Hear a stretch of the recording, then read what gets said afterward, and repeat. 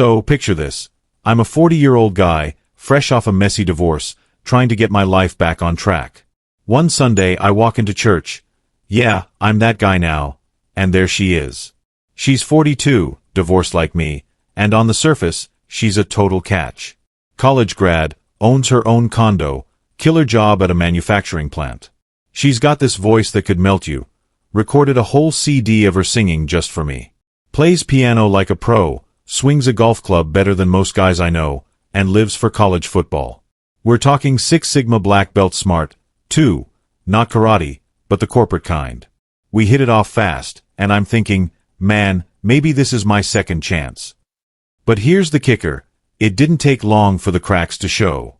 Little things at first, like how her kids live with her ex, not her.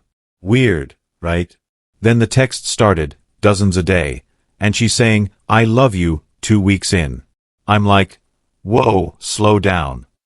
Something's off, and I'm about to find out just how wild this ride's gonna get. So, there I was, diving into this thing with her, and at first, it felt good, real good. She had this energy, this spark that pulled me in. I'd been through the ringer with my ex. Years of lies, a dead bedroom, the whole ugly mess. So when I met this woman, I thought maybe I'd struck gold. She was cute, petite, and man, the chemistry between us was electric. I'd catch myself grinning like an idiot when she'd sing to me or when we'd hit the golf course together. She'd talk about her alma mater's football games like they were life or death, and I'd just soak it all in. But then, the little red flags started popping up, and I couldn't ignore them. First off, her kids. She'd mention them casually, but they weren't around, ever. Turns out, they lived full-time with her ex-husband. Not a 50-50 split, not even close. He had custody, and she'd see them some weekends. I'd ask about it, and she'd brush it off with a laugh, saying, oh, it's just easier this way. Easier for who? I'd think. I've got my own kids, and yeah, I don't have them all the time, but I'd fight tooth and nail to keep them close. It gnawed at me, that detail, but I let it slide. I was 40, not some naive kid. I figured people have their reasons. Then came the clinginess. 2 weeks in, she's dropping, I love you, like it's nothing. I'm sitting there stunned thinking, lady, we barely know each other. I didn't say it back. Couldn't. I'd been burned before, and I wasn't about to play games with my heart. She'd ask me, why don't you say it? Her voice all soft and needy. I'd tell her straight, look, I'm not there yet. It takes time for me to feel that, to mean it. She'd nod, but her eyes said she didn't get it. And the texts, God, the texts. 100 a day. Easy. What are you doing? Miss you. Thinking of you. Over and over. I'd be at work, managing a team at the plant, and my phone's buzzing non-stop. I'd reply maybe 5, 10 times, tops. I've got a job, a life. But she'd keep going, like she needed me to fill some void. It hit me one night, lying there after one of our good moments. This wasn't normal. I'd look at her, so beautiful, so talented, and wonder what the hell was hiding underneath. I'd catch her staring at me sometimes, this intense look, like she was trying to lock me in place. I started feeling trapped, but damn, that chemistry kept me hooked. I'd tell myself, she's just passionate, right? Maybe I'm overthinking it. I'd been so starved for connection after my ex that I let it slide, let her pull me deeper. But those cracks, they weren't just cracks anymore. They were warning signs, flashing bright, and I was too stubborn, or too lonely, to run yet. Little did I know, the real storm was brewing, and it was about to blow up in my face. 6 months in, and I'm still with her. Why? Honestly, it's hard to admit, but it was the sex.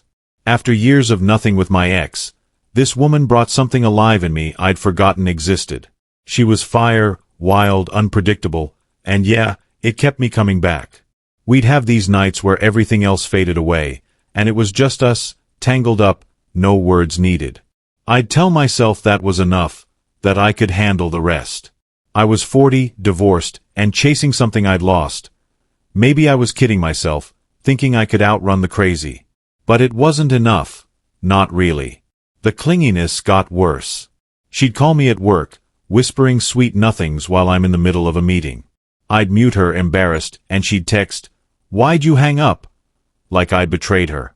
She'd show up at my place unannounced, all smiles, like it was normal to just pop in. I'd try to set boundaries, gently at first, then firmer, but she'd cry, say I didn't care about her.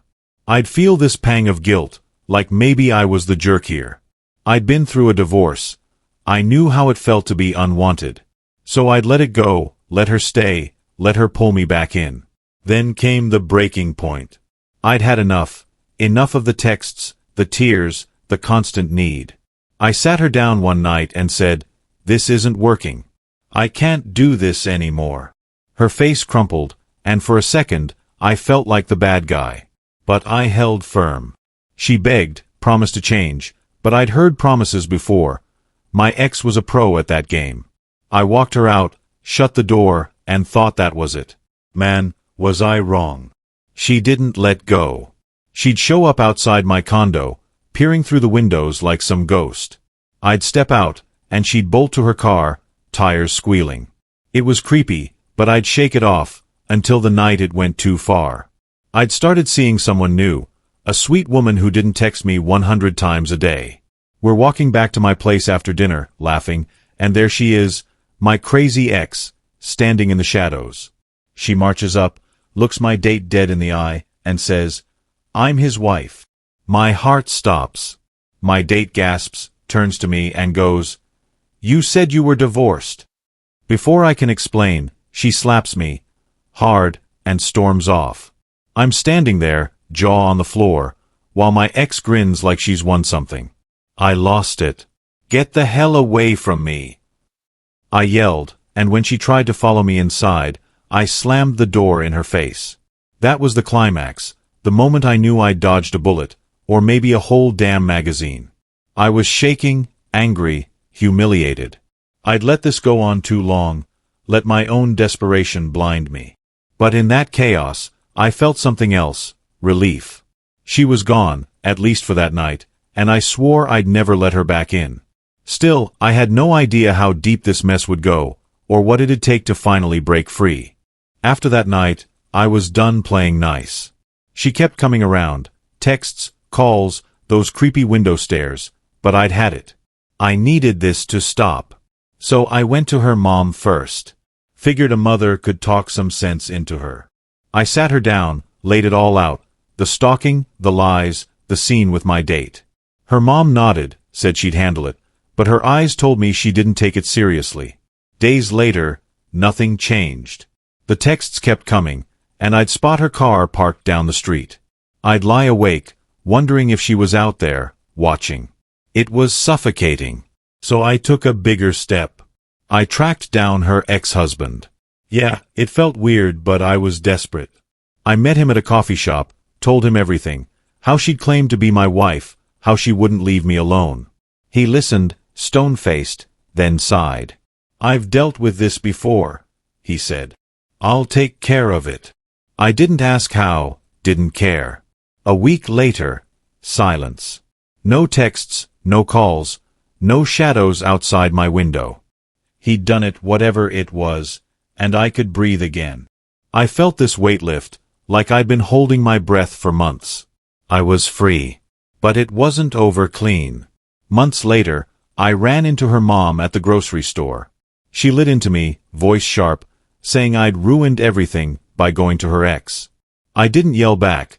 I'd learned my lesson about feeding drama. I just looked her in the eye and said, "I came to you first. You didn't stop her. This is on you." She froze, mouth open, and I walked away. That moment felt good, not vengeful, just final. I'd stood up for myself, something I hadn't done enough of in my marriage. Looking back, I get why I fell into it. After my ex-wife's betrayal, I was a mess, lonely, hungry for something real. This woman came along, all talent and charm, and I ignored the warning signs because I wanted to feel alive again. That chemistry, those nights, they were a drug, and I was an addict trying to make up for lost time. But the price? Man, it was steep. I lost sleep, peace, even a shot with a good woman because I'd stuck it in crazy. I'd heard the saying before, Hell, every guy has, but I didn't listen. I paid for it with every ounce of sanity I had left. Now, I'm wiser. I see those red flags coming a mile away, and I don't touch them. One time was enough. More than enough. I think about her sometimes, wonder what broke her so bad she couldn't let go. I feel a twinge of pity, but mostly gratitude that I got out.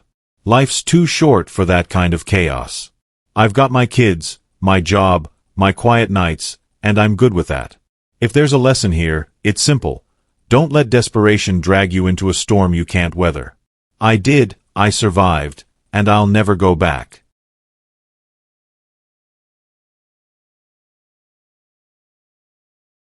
Thanks for listening to my story. It's been a heavy one to share. I'm still figuring out what comes next, but having you here means a lot. If you connected with this, please hit that subscribe button for Life Reflections. I'd love to have you along for more real moments like this. Take care, everyone.